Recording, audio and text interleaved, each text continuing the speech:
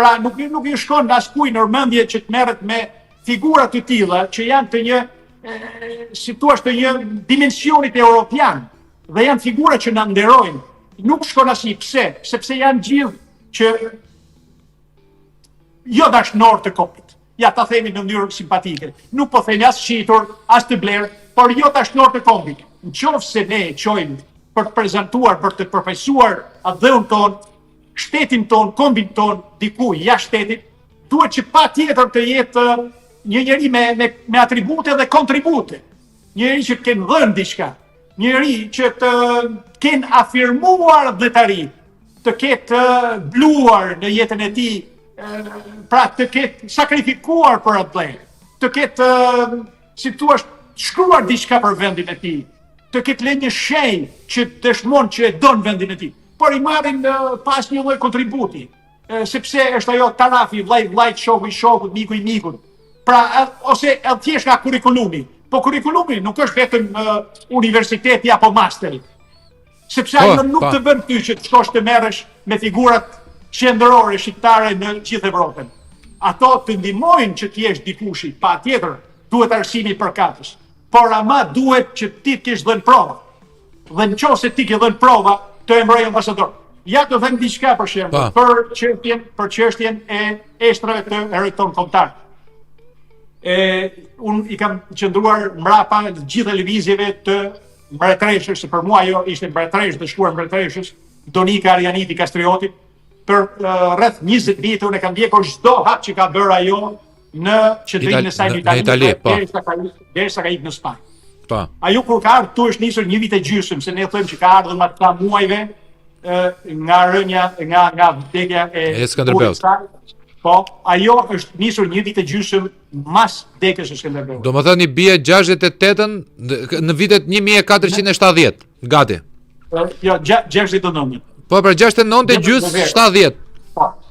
Atëherë, ai ka vdekur me 17 janar. Po, 68-ës. 1968, ajo ka ikur në korrik. Në korrik të 69-ës. Po. Korrik 69. Dhe kjo është janë arkiva. Po. Dhe ajo kur ka ikur janë dëshmit që mes tjerë ka marrë me vetë dhe një ark të mbyllur.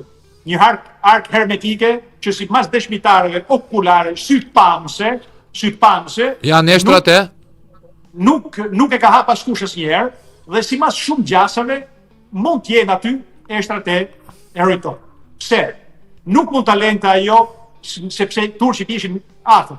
Otomanët po vinin. Nuk mund ta lente në mshirën e fatit një njeri që i kishte luftuar për kaq gjatë, për 30 vite gati. Nuk mund t'i lente në mshirën e fatit sepse ai dinte që do bënin barbarinë. Dhe në fakt ato sipas gojdhënave tyre po e zhvarrosën. 300 varre hapen atë ditë. Kur pushtun lezhën, hapen 300 varre, por nuk e qenë. Ai e thot Barleti që morën bën hajmalit e tjerë, po ajo është ana romantike e asaj që ai thot. Sepse donte që ti nxjerrë edhe më, si thua, më njerëzor për të merruar evropianët. Pasi një gjë e tillë të merrojnë në fakt evropianët, që ato hapin varret për të nxjerrë kufomat e njerëzve. Pra i të merrojnë evropianët. Dhe ky efekt donte që të bënte dhe e arriti ai. Por është pjesa romantike e shkrimit, si thua, historik të Marin Bardetit. Kemi dëshmit që kjo mori këtë mes tjerave, mori një ikonë nga katedralja e Krujës dhe mori këtë ark të mbyllur, që ishte e pa hapur asnjëherë. Në atë kohë kam ikur duke i parë me fjalë gjitha se si u përdornin varrimet në atë kohë për njerëzit e shquar, u përdornin tip sarkofagësh të mbyllur. Tip sarkofagësh të mbyllur pasi në atë kohë kishte gjithçka mund të ndodhte, mund kishte dhe grabitës, mund kishte dhe njerëz që qëllim keq, mund kishte dhe kafshë të egra që rëmonin aty, pra nuk kishte gjithçka. Dhe këto njerëz të pasur apo të pushtetshëm mbylleshin brenda si themi sa sarkofagëve, po ta themi nga gjuhën e sarkofagëve dikurshëm, dhe aty brenda futej trupi i të ndjerit, dhe në rast të një nevoje që familja kishte, arrinte që ta zhvarrosë, sepse në atë kohë kuptojmë që luftrat u bënin gjithandej. Dhe këtu në Itali kam gjetur ato gjëra që i varrosin në këtë mënyrë për arsye se një qytet kalonte nga një flamur në një flamur tjetër shpesh. Se ka pas shumë betejë. bravo, mund të ndodhte edhe një keqdashës që të bërte gjë të tillë. Dhe këto i bënin sarkofag për të pas mundësinë që ti transportonin lehtësisht. Dhe kjo është dëshmi që jep për këtë kas të mbyllur, për këtë ark të mbyllur e jep mesa saj që ishte në katin e tretë të pallatit mbretëror që ajo rrinte bashkë me Giovannin e IV d'Aragona që ishte në Napoli, ishte Madonna Porfida, qëndronte në mes tyre dhe ishte prima dama që i shoqëronte qoftë me treshen Donika Arianiti Kastroti, qoftë Giovannin e IV. Dhe dëshmon për këtë, jep dëshmi për këtë ark të mbyllur. Jep këtë dëshmi për arkën e mbyllur dhe konsulli në atë kohë i Venecias që ishte në Napoli, që thot në janar të vitit 1500 masi i vollën armët e Skenderbeut, ja vollën natën e Krishtlindjeve Donikës, ajo vendosi që të nisej për në Valencia. Është dëshmia pra e tij, është dëshmia e motrës së Donikës që është Shën Angelina, e cila i thot Matejës, i thot me turqit që po afrohen, otomanët po afrohen drejt Bosnjës, ka mundësi që të arrijnë në Friuli, prandaj unë i mora eshtrat e burrit tim dhe bëra siç bëri motra ime. Pra është dëshmi tjetër e saj dhe këto janë të shkruara gjithë. Domethënë bëri siç bëri motra ime, nën kupton me deduksion logjik që ajo ka marrë eshtrat e burrit vet. Ajo ka marrë dhe ajo. Pra në këtë aspekt janë gjithë të dëshmi të shumta, përfshirë dhe testamentin e Giovannës IV që e lën në Spanjë dhe këtë e kam parë vetë në arkivin e Bibliotekës Nacionale të Madridit, ku është testamenti i Giovannës IV dhe ajo e lën në testament mes tjerave që lën që trupi Donikës bashkë me atë arkën e mbyllur që mori deri në destinacionin e fundit, të kthehen në abeun e saj të lirë, në vendin e saj të lirë, kur të jeni lirë mi këtë. Okej, kjo nuk ndodhi asnjëherë. Ne sot kemi atje me siguri të plot nipin eshtrat e nipit të heroit kombëtar që ishte Alfonsi. Alfonsi ishte 15 vjeçar kur u vran në vitin 1503 në një duel me një spadiero, i thoshin ato, më i madh ishte Valencia. E provokoi dhe e theri mas shpinën e tij. Dhe vdiq 15 vjeç. Donika nuk e mori më veten dhe ajo pas pak kohë vdiq. Pra aty është varreza, pra aty është trupi, eshtrat e nipit, aty është më tej, është afër altarit, është ikona akoma aty e marrur nga vetja që mori nga kruja ishte kjo ikonë, që ishte shumë aficionuar me saj. Është në krahun e gjatë të ikonës është trupi, eshtrat e Donikës dhe me shumë mundësi, me pak fat mund gjejmë aty dhe ato të heroit tonë kombëtar. Nuk ka asnjë interes. Ne më tej mund të shkojmë se këtu duhen pakte midis shteteve. Duhet ministri dimër, dakord, sa ajo mbase ajo e eshtrat e Skenderbeut të gjerë të mbase nuk janë aty aktualisht. Por ajo e nipit është. Ajo e mbretëreshës Donika është, aty është, sepse janë. Pra të marrin një hap, ti kërkojmë shtetit Spanjë, do na japin pa diskutim, me gjithë Vatikanin, sepse ajo është pronë e Vatikanit. Është manastiri i Shën Trinitas në mbretërori Shën Trinitas në Valencë. Vatikani ka qenë gjithmonë misor me kombin tonë. Ato më thanë, unë kam hyrë brenda, kam diskutuar dhe me to, nuk kanë asgjë kundër. Pra, ne kemi futur kamerën aty ku nuk e fut se askush përpara me një leje të posaçme për të arritur për të nxjerrë diçka më tepër në dritë. Dhe këto i kam publikuar në kanalin tim YouTube. Janë shumë interesante. Edhe sikur mos gjejmë aty të heroit tonë, sepse unë matematike nuk e kam derisa nuk bëhet prova DNA-s. Prova DNA-s mund bëhet e kryqëzuar mes nipit dhe eshtrave që gjejmë aty. Pra ja ku i kemi. Nëse na korrespondon nipi me eshtrat që ja ku e kemi. Pra duhet vetëm pak vullnet, duhet dëshirë, duhet pak dashuri për atë vend dhe për figurat tona. Dhe din ti që askush nuk më ka interpeluar. A di kush vetëm kush është interesuar për këtë? Dhe e thënë shumë krenari, ambasada Kosovës në Rom. E vetëmja. Bravo. E jona është në kokër të çmimit. Bravo Dardania. Bravo. Është shumë interesuar për këtë gjë, sepse e ndjejnë thellësisht figurën e jashtëzakonshme të Gjergj Gjon Kastrioti Skënderbeu. Figurë unë e kam konsideruar pa diskutim, duke njohur me gjithë figurët që ka pasur mi vjeçari i dytë, të paktën figura më e madhe që ka pasur Evropa në mijëvjeçarin e dytë mas Krishtit.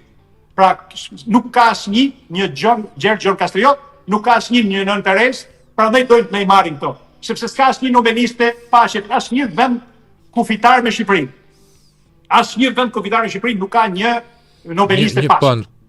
Asnjë vend kufitar me Shqipërinë nuk ka një figurë kaq të madhe që busi i tij të jetë në 25 vende të botës. Pra, 25. Po them se në çdo vend që është një farënësi. Në Itali është i mbushur në shumë qytete.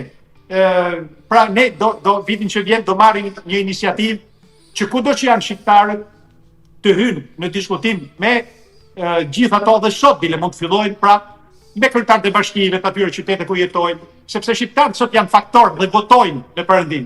Dhe duke votuar je shumë interesant të duan më tepër. Po, se u duesh. Pra ato kanë interes që sidomos në Itali që është një komunitet shumë i madh, në shumë qytete këtu mund të jenë ago della bilancia për italian, pra mund të jetë ajo që bën ndryshimin në votime, komponenti shqiptar. Prandaj të kërkoj gjithse kush ka mundësi që ka lidhje, mundësi të hyjë në këto këshillat komunale, në afër kryetarëve të bashkisë gjithë, të kërkojnë që t'jave një pjaca Skanderbeg, të kërkojnë që të vë një bust, ne do marrim përsipër që të gjejmë mundësinë të financojmë me gjitha mënyrat bustet të derdhura të heroit ton kombëtar, që të kenë mundësi kushdo që ta llorojnë në atë qytet ku jeton një bust të heroit ton kombëtar. Që ta mbushin gjithë Evropën me atë që e mbrojti Evropën në momentin më të vështirë të Evropës. Në momentin më i vështirë i saj. Më duhet të shtoj vetëm një gjë, dua t'i jap falënderimet e mia, po dhe tuat profesor tani që do ta marrësh vesh. Miku tim Azmer Dulevic dhe miku tim Ermal Peci, të dy nismëtar që në muzeun e Vienës të quheshin armët e Gjergj Kastriotit, mbretit të Shqipërisë. Është vendosur në muzeun e Vienës, është quajtur heroi kombëtar i Shqipërisë, mbreti i shqiptarëve, sepse deri më para 2-3 muajsh kjo nuk cilësoi fare, quhej vetëm Gjergj Skanderbeg, Kastriotis. Pra, dy djem që unë e kam miq, i kam vëllezër, i takoj shpesh, i kam në rrethit tim shoqëror, kam vajtur dhe na e kam bërë të mundur me shpenzimet e veta prap. Se ka çuna dhe vajza të mrekullueshëm Shqipëria. Po jemi friksuar gjithë Alban. Jemi friksuar, ja unë bëj këtu debate, më thënë njerëzit presin nga unë që të filloja të flisa për protestën sot, na kanë komentuar edhe pse nuk veten protestet gjithë me radhë. Nuk ka protest më të madhe se kjo që bëj unë këtu. Bashkë me ty e bashkë me vëllezër tjerë. Se nuk mund të protestosh për një gjë që ti nuk e di identitetin. Protestojmë për çfarë? Ne s'dim identitetin tonë, po na i marrin gjithë herojnë tanë. Ore mbase neve nuk e meritojmë Skënderbeun, se ka qenë shumë madhështor. Mbase se meritojmë fare në ky popull që jemi tani. Po të paktën ta ngrem të gjithë strukturën tonë shoqërore tek historia këtyre burrave, tek karakteri këtyre burrave. E the shumë bukur ti Gjon Kastrioti ishte kont, duk. Pse duhet i lështi të gjitha pushtetet për të ardhur e për të luftuar në malet e Shqipërisë? Po Gjergj Gjon Kastrioti që quhej si Sultan San, djali sultanit. E kuptonti të quhesha unë sot djali presidentit Trump. Ti ishte vetëm Trumpi mbi mua, as i tjetër. La Egjiptin, i la të gjitha, për ça? Sepse Nizami nuk funksionojnë dot mbi një malsor të Shqipërisë, që donte tokat e babës dhe ai. Se nuk ja falte dot për çuditëmin që i kishte bërë sultani babës vet biologjik, Gjonit. Edhe për këtë profesor kam parë 2 orë dokumentar të fundit nga Harvardi. Se asu nuk e dija si kishte ardhur, qysh kishte ardhur, pse kishte ardhur, se neve kemi trajtuar Skënderbeun, e kemi trajtuar në versionin më romantik komunist. Domethënë Skënderbeu mirë që nuk pas ka pasur shok Marksin, Leninin, Engelsin edhe Enver Hoxhën. Si shta e kanë trajtu këtu? Erdi, i foli popullit shqiptar, na duhet bashkohemi. Kur kam lexuar unë dhe kur dëgjova se çfarë është bërë në kuvendin e Lezhës, aty unë kam miliarda fishuar respektin për atë burr. Kështu si është hapur, më thënë, si është hapur alegoria. Mos mendoni që Gjergj Kastrioti Skënderbeu i mblodhi ata burrat atje dhe duke i folur me terma nacionalist. Jo. Ishte shumë realist, shkollë pragmatiste, general, luftarak. Unë ju kam sjell murtajën këtu. Sultani, për të më vrarë mua, do t'ju djegi të gjithve, do ju bëj si Kartagjen. Keni dy zgjedhje, ose të më tradhoni dhe të digjen edhe juve pas me, ose të bashkohemi të krijojmë një ligë, sepse unë e di të gjitha dobësitë të hordhive osmane. Racionale, profesor, jo të bëhemi bashkë se të kapemi prej duarsh. Unë ja usolla e një para faktit kryer, tha. Do digjen edhe juve. Se s'ka për deo falë sultani. Dhe ashtu ndodhi. Dhe Venediku është ajo që e ka lënë balt. Papati e ka mbajtur deri në fund. Unë e dia ndryshe. Sepse lufta e komunizmit me fene, me thet tash, literatura jonë këtu është sikur e shiti papati. Papati e ka mbajtur deri në momentin e fundit, e ka furnizuar me dukate ari dhe me ushtar Skënderbeun. Ka qenë Venediku i cili kishte interes mos fuqizimin e Skënderbeut, si rrjedhoi dhe të Vatikanit në tokën arbërore kur bënte biznes me perandorinë osmane. Sepse ne dim që perandoria më e madhe tregtare para se dilte perandoria britanike ishte perandoria mbretëria e Venedikut. Perandori detare. Pra e kupton edhe unë që jam intelektual, profe, për histori, unë di për historinë e Anglisë, di për historinë e Amerikës, të Francës, të Italisë, dhe jam i mangët në historinë time, sepse unë kam turp, të them që di historinë time me çam kanë shkruar bitë e komunizmit, që e kanë deformuar. Më vjen turp vëlla. Po vazhdon prapë ta mësosh atë historinë në shkollë. Akoma sot, në për shkolla ajo është. Ne kemi Miladin Popovicin edhe Dušanu Goshën herojin kombëtar akoma. A kuptoni të kesh hero kombëtar 2 serb të UDB-s? Po është të mërshme. Po kjo është të mërshme, kjo është vetvrasje. Kjo është merje, o profe.